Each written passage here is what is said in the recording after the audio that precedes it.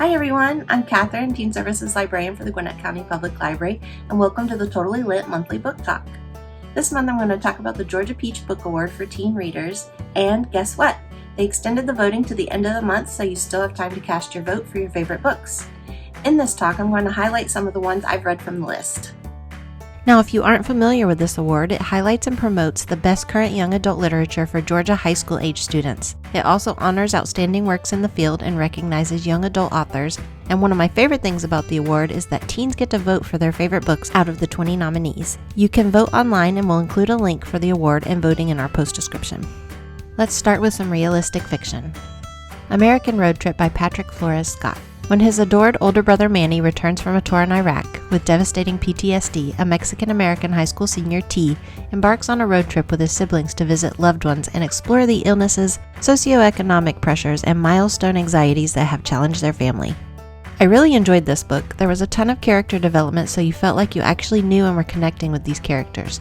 I felt the author did an excellent job portraying the effects of PTSD and how it can trickle down and change the families of those suffering. I liked that you saw Manny's struggles and how he wanted to be the same guy he was before and tried, but found he wasn't. You felt connected and you were really rooting for him. Here to Stay by Sarah Farazan.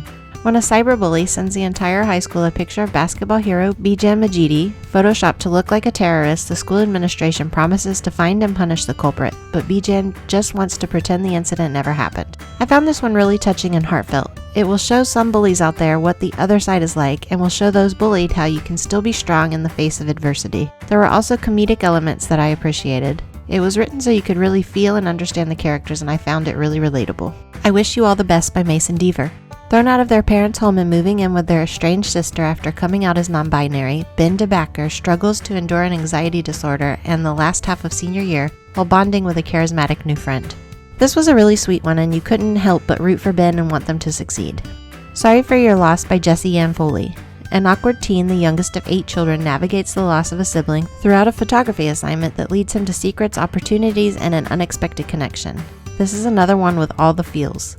I was sort of avoiding reading this one at first because I didn't want to cry, but everyone kept saying how great it was, so I sucked it up, and wow, it was really good. Sad, very sad, but good. And it does bring you to an okay place with all the grief by the end.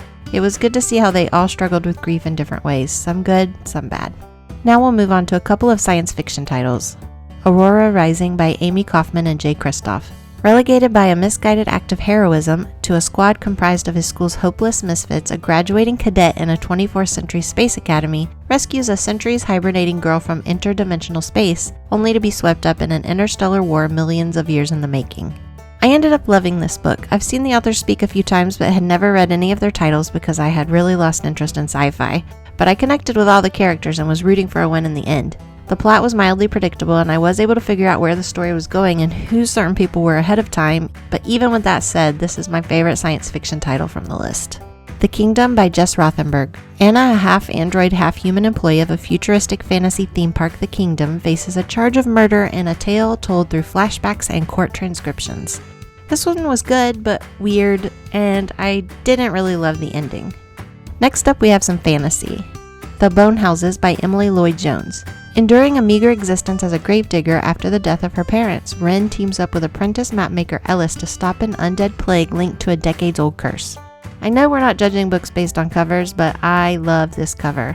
I hate zombies, and I typically choose not to read things zombie-related, but this book was a pleasant surprise. I thought it was very well written, and development of both story and characters was on point. The story hooked me immediately, and for once was not super predictable. House of Salt and Sorrows by Erin A. Craig.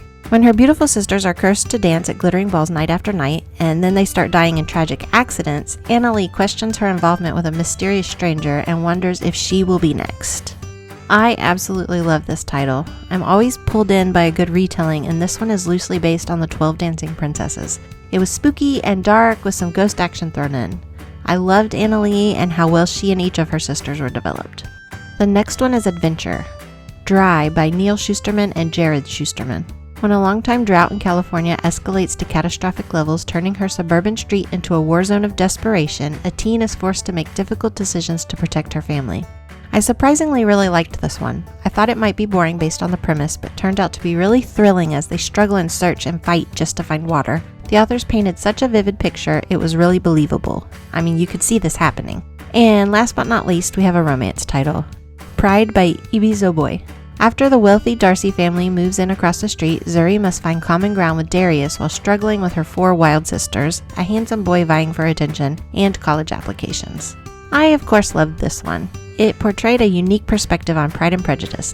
I had a good connection with characters and especially really liked Zuri. For a look at the full nominee list, check out the book list linked in our post description. Comment below and tell us which one is your favorite. And don't forget to vote.